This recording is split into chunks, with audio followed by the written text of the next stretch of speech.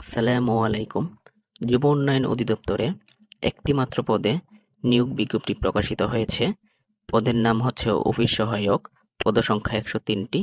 SSC পাশে সকল জেলার নারী ও পুরুষগণ আবেদন করতে পারবেন। আবেদনের বয়সসীমা হচ্ছে ১৮ থেকে ৩২ বছর এবং আবেদন শুরু হয়েছে ২রা এপ্রিল সকাল ১০টায় এবং আবেদন শেষ হবে ১লা মে বিকাল ৫টায়।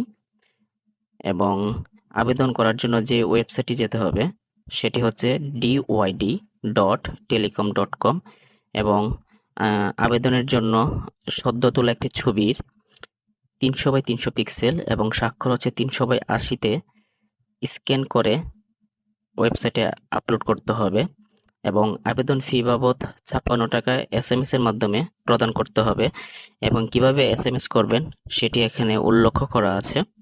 তাছাড়া পরীক্ষা শুরু হওয়ার কিছুদিন পূর্বে আপনার যে মোবাইল ফোন দিয়ে এসএমএস করে আবেদন করবেন সেই মোবাইল নাম্বারে এসএমএস এর মাধ্যমে আপনার অ্যাডমিট কার্ডটি দেওয়া হবে।